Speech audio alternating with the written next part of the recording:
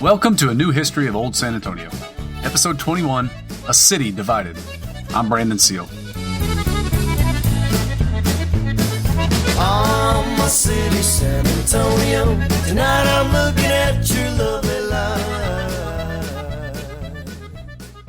When Abraham Lincoln won the 1860 presidential election, Texas, like many other southern states, put the issue of secession to a vote. For most of the state, the outcome was never really in question. But San Antonio in 1860 didn't really look like the rest of Texas, much less the Deep South. In 1860, out of a population of 8,235 souls, only 514 were slaves, about 6%, and less than 4% of San Antonians were actually slave owners. As such, slavery was not an indispensable or even important part of San Antonio's economy. As the title of historian Larry Knight's essay on slavery in South Texas suggests, defenders of the peculiar institution in San Antonio were, in reality, quote, defending the unnecessary, end quote. Much of San Antonio's population, particularly amongst her German plurality, was actively opposed to slavery. In 1854, the German communities of Texas convened in San Antonio at their annual Staatssangerfest, or State Singing Festival. Recall, our Texas Germans love to sing. Picking up on the hot-button issue of the day, 54 of the men present issued a statement declaring that, quote, slavery is an evil, the removal of which is absolutely necessary according to the principles of democracy, and if a state determines the removal of this evil, it may call on the federal government for aid, end quote. This bold and unequivocal call for abolition was quickly taken up by San Antonio's German-language newspaper, the San Antonio Zeitung, and by a new English-language rag called the Alamo Express, edited by a young newspaperman named James Newcomb. Newcomb was relentless in attacking the, quote, Cotton Kings, whom he believed were leading the state into a war that they and their sons wouldn't have to fight. And in truth, many moderate Anglo-San Antonians were leery of secession as well. With her role as a trading hub, and with her climate entirely inhospitable to Southern-style plantation agriculture, San Antonio probably had as many immigrants from northern states as from southern states in 1860. And all of them remembered the neglect of the Republic years and compared it to the prosperity that San Antonio had experienced since annexation to the Union. Yet by this time, San Antonio's leaders had, in response to a most peculiar episode in 1854, developed deep ties with other Democratic Party leaders in the state, whose constituents saw the issue differently. In the early 1850s, a political party that would come to be known as the Know-Nothings had sprung up throughout the United States, characterized by their anti-immigrant, anti-Catholic, and anti-democratic party positions. These stances perhaps formed a coherent political platform in a generic northeastern city, but San Antonio in 1854, heavily immigrant, heavily Catholic, and traditionally without political parties that lined up neatly with the national or even state parties, seemed a strange place for the movement to flourish. And yet in the municipal elections of 1854, the Know-Nothings won the mayorship and several city council seats. I struggled to find good information on this election, frankly, but it seems as though San Antonio Know-Nothings managed to forge a fragile coalition with German anti-slavery voters, despite the anti-immigrant stances that their party had taken elsewhere, and even some Tejano voters, despite the anti-Catholic stances that the party had taken elsewhere. The best I can put together is that their brief victories in San Antonio were really an expression of frustration with the political class that had dominated San Antonio since the 1820s. The old San Antonio politicians, naturally, organized in response to the challenge. In 1855, Samuel Maverick, Juan Seguin, and Angel Navarro III, the Harvard-trained son of José Antonio Navarro, formally organized the Bexar County Democratic Party, allying themselves with the only other political party in the state, and the party that was, despite its unqualified support for slavery, the more moderate Big Tent party at the time. In the meantime, the Know-Nothings in San Antonio did themselves few favors. First, they began to voice support for a series of increasingly violent attacks against Tejano freighters, known to history as the Cart Wars, attacks which horrified San Antonians who had long depended on the Tejano-led mule trains to bring virtually everything they needed to their isolated town. Next, the Know-Nothings halted Spanish translations of city business, alienating what little Tejano support they had left. Then they banned bullfighting and cockfighting, popular activities of the day across ethnicity and class in San Antonio. And lastly, they banned fandangos, and they enforced the ban rigorously. And I'm not kidding, this seems to have been the final straw. When the Know-Nothings turned themselves into the preacher from Footloose, San Antonians decided that they had had enough and put the now formally organized Bexar County Democratic Party into office. Of course, in the weird political alignments of the day, removing the anti-immigrant, anti-Catholic party from power meant replacing them with the pro-slavery party. And so, on the eve of the Civil War, San Antonio's most powerful political faction found itself bound, for reasons almost entirely unrelated to slavery, to a statewide party charting an extreme course. Full disclosure, Juan Seguin, Samuel Maverick, José Antonio Navarro, and many of the men we've been following owned slaves themselves. We'll never be able to understand how these men who told the bells of liberty so loudly in San Antonio's history could reconcile in their minds holding other men in bondage. Yet to be fair, each of these men advocated against secession, which went to voters on January 28, 1861. In the end, San Antonians voted 827 to 709 in favor of seceding from the United States. It was a close vote, and many opponents of secession alleged fraud by observers brought in by radical outside groups to keep an eye on San Antonio. It didn't really matter, however. Statewide, secession won in a landslide, and when the state convention gathered in Austin on February 1st, the state of Texas formally left the Union it had joined only 15 years prior. Most San Antonians, even those who had opposed secession, followed Texas once the decision had been made. Navarro would send all 4 of his sons to fight for the new Confederate States of America. Maverick would see his 4 sons in gray uniforms as well, and he was soon selected as one of the 3 commissioners charged with securing all U.S. government property in San Antonio for the newly re-independent state of Texas. On February 8th, Samuel Maverick met with the commander of the U.S. Army forces in San Antonio, General David Twiggs. Twiggs was understandably confused as to what exactly he should do. On the one hand, the men under his command constituted almost 10% of the regular U.S. Army, stationed in San Antonio for the previous decade to confront Comanche incursions and to calm the lawless borderlands. His arms and inventory were valued at $1.3 million, and handing this over to the rebel militia would be a major boon to their new revolt. Yet the 72-year-old Twiggs was reluctant to start the Civil War thousands of miles from reinforcements in the middle of the largest city in Texas by firing on a civilian militia composed of men that his superiors in Washington, D.C. technically insisted were still American citizens. For 8 tense days, negotiations continued between Maverick and Twiggs in the old Veramendi house, site of the death of old Ben Milam, the marriage of Jim Bowie, and many other moments of historical importance in San Antonio. Maverick and Twiggs were genuinely committed to avoiding bloodshed, yet each had honor to protect. On February 16th, just as Texas Ranger Colonel Ben McCullough received the order to assault Twiggs and his forces, Maverick and Twiggs agreed on the terms of a surrender, on the condition that Twiggs' men be allowed to march out of Texas under arms and unmolested. When he marched out of San Antonio with the rest of Twiggs' army the next day, Lieutenant Colonel Robert E. Lee was still wearing blue. Twiggs was immediately vilified in the North for his refusal to fire on San Antonians. Again, more evidence for how high emotions were running in 1861. On March 1st, he was dismissed from the U.S. Army for, quote, treachery to the flag of his country, end quote, making him one of the few generals actually run out of the U.S. Army on the eve of the Civil War. The Civil War, of course, quickly grew to a size and scale that even its most bloodthirsty proponents never could have expected. In total, almost 2,000 San Antonians, out of a pre-war population of a little over 8,000, served under the Confederate flag during the Civil War, which should come as no surprise given that the tradition of armed service amongst San Antonians was as old as the town itself. This was a community that in 1759 had trekked 400 miles into the wilderness after the Comanches, that in 1835 sent the sons of her first families to aid their Federalist brothers in Coahuila, that in 1840 responded to the call of the nearby Republic of the Rio Grande, and that in 1847 helped conquer the city that had at least twice tried to annihilate their own town. Yet this was the furthest afield that San Antonians had ever marched, and the Civil War would ultimately pull San Antonians to battlefields as distant as Tucson, Arizona, and Franklin, Tennessee. And almost 1/3 of the San Antonians who marched out to fight in this war wouldn't return home. In addition to the Navarros and the Mavericks, many other old families furnished soldiers to the cause. Lorenzo de Zavala's son joined the Confederate Navy. Francisco and Manuel Esparza, sons of Alamo defender Gregorio Esparza and non-combatants inside the mission during the battle, enlisted in the Confederate Army.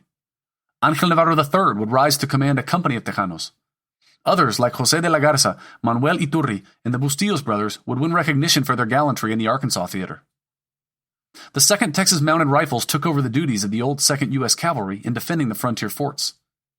Composed of some 800 men drawn primarily from South Texas, including at least 30 San Antonio Tejano artillerymen and 30 San Antonio Tejano infantrymen, in late 1861, the unit marched west to conquer New Mexico and Arizona, capturing Mesilla, Albuquerque, and Tucson before being turned back at the Battle of Glorieta Pass.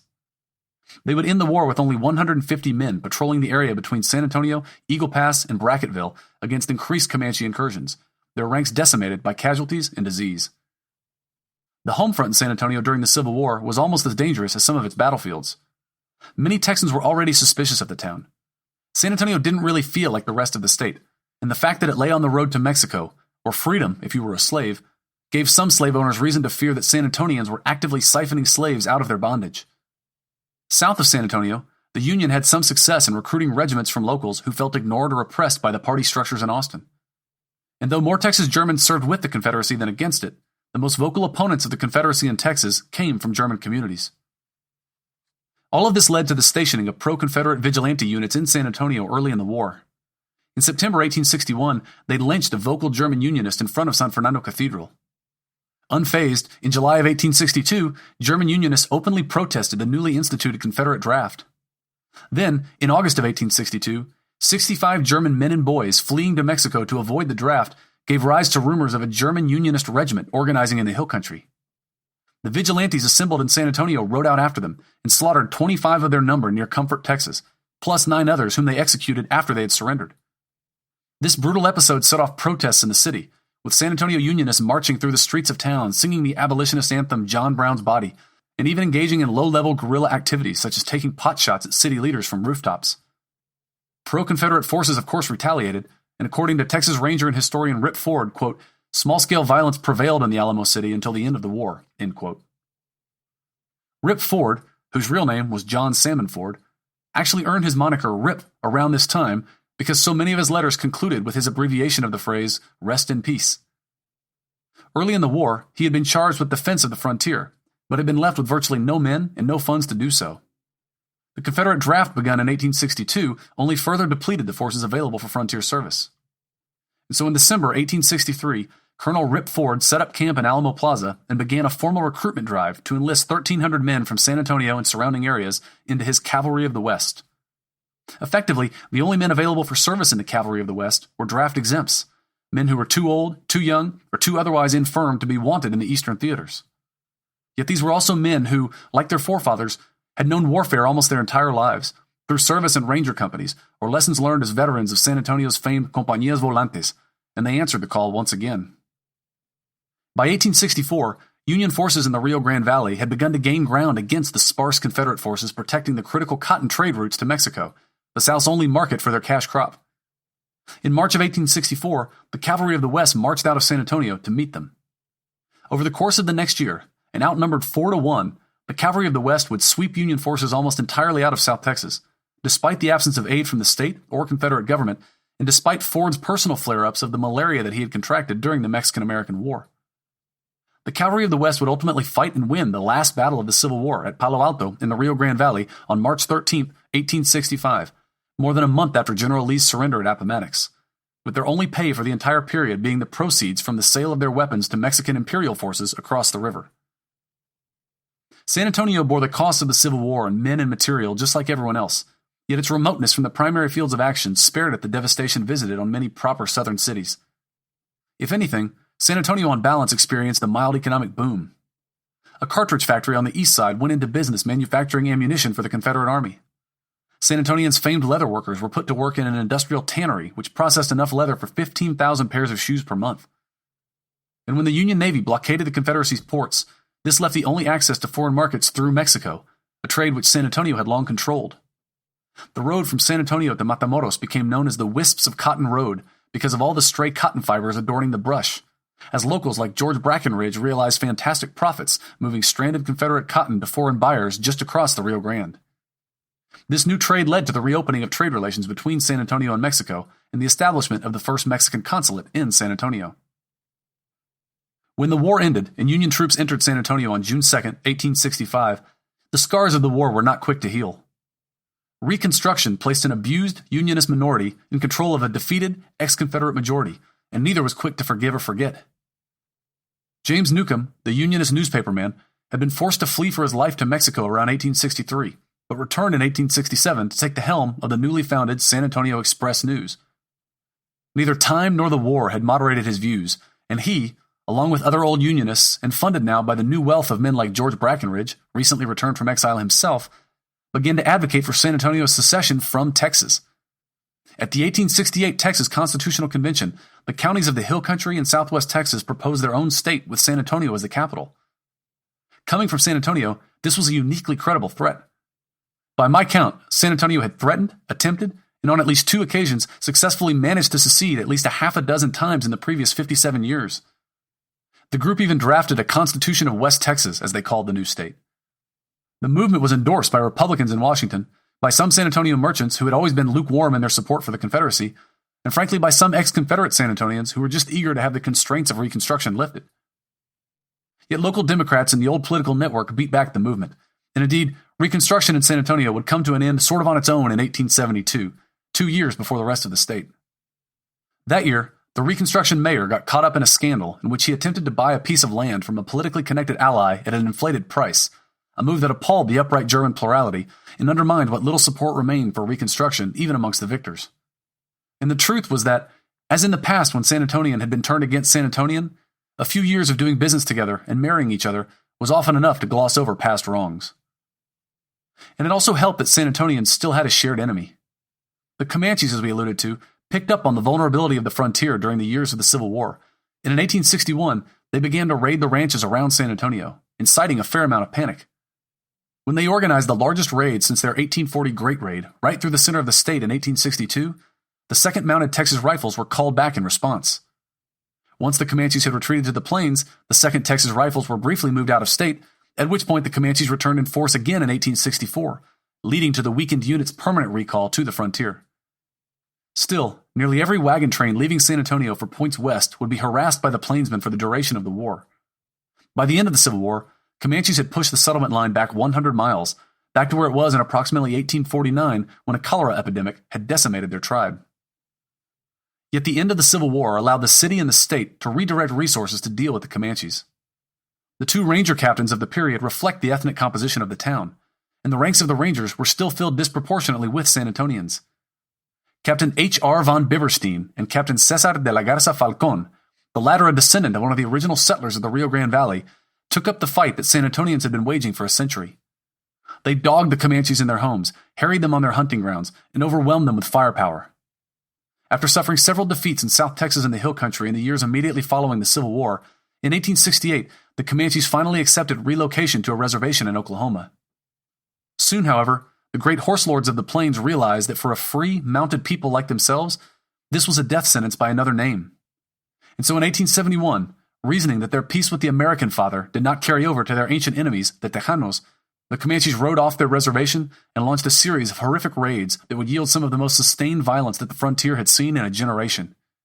Yet for once, San Antonio was at the periphery of the violence, serving primarily as a supply depot and jumping-off point. The removal of the fearsome Apaches also opened up the range for San Antonians to practice another familiar old trade, ranching. Eastern and foreign capital flooded in, anxious to take advantage of the wide-open spaces that could support these enormous commercial herds. And yet it wasn't cattle that most of these investors initially wanted to run. Anglo-Americans still retained the tastes and prejudices of the British Isles and tried for several decades to run sheep on the South Texas plains. They made out okay in the hill country, but mostly they just overgrazed the native grasses down to their roots and allowed the now familiar scrub brush to take over. Still, San Antonio had become the major focal point for wool production in Texas, processing 1/3 of the wool output of the entire state by 1870. And soon, the men buying up these enormous ranches, as they anglicized the old San Antonio word, found an even hardier animal that could survive even on the scrub brush that now outcompeted the native grasses. It was cattle that had sustained San Antonio in her early years, when it served as the primary source of income generation for the isolated frontier community.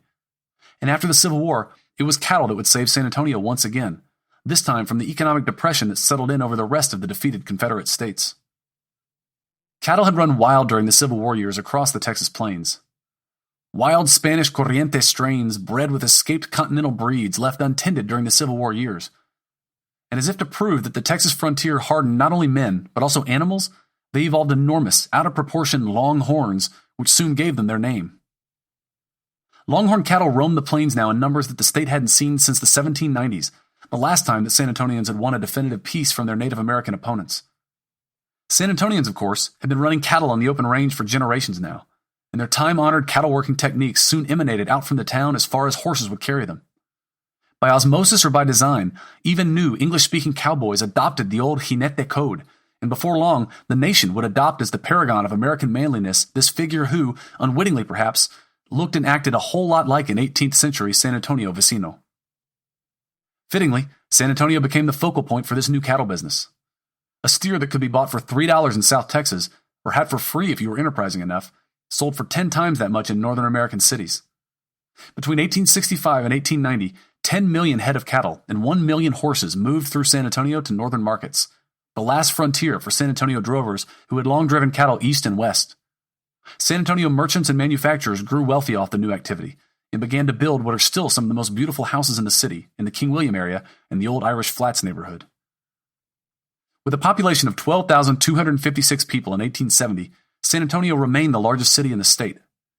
And yet it remained also stubbornly poor, with perhaps the highest illiteracy rates in the country, only half of its school-aged children enrolled in schools, and with an average per capita wealth of only 1/8 that of nearby Austin, which was, by the way, touting its new railroad connection in an attempt to lure the military away from its centuries-old attachment to San Antonio. And perversely, the increased trade and connection with the East that had brought prosperity to San Antonio started to make San Antonians embarrassed by their own provincialism. The isolation that had defined San Antonio now came to be seen as the greatest hindrance to its development. The Express News opined, quote, "Only the snort of the iron horse can save us from barbarism," end quote. Thank you for listening. Please go to iTunes or Stitcher and subscribe and leave us a review, because if everyone who listened to this podcast left us a review on iTunes or Stitcher, it would launch San Antonio's story to the top of the charts. For more information and old episodes, you can also visit our website at brandonseal.com. Editing for this episode was provided by Susana Canseco. Sound engineering was performed by Stephen Bennett. A special thanks to my friend Noel McKay for letting us use his song, Mi San Antonio. For this episode, I'd also like to thank Lewis Fisher, a local historian who is still producing great works through his imprint Maverick Publishing, recently acquired by Trinity University Press. Check out his book, Chili Queens, Hay Wagons, and Fandangos, The Spanish Plazas in Frontier San Antonio, for a detailed history of the plazas that reached the peak of their activity during this period, when they bustled with San Antonio cowboys, U.S. Army soldiers, Tejano teamsters, German, Irish, and French traders, and countless other visitors from points even more distant.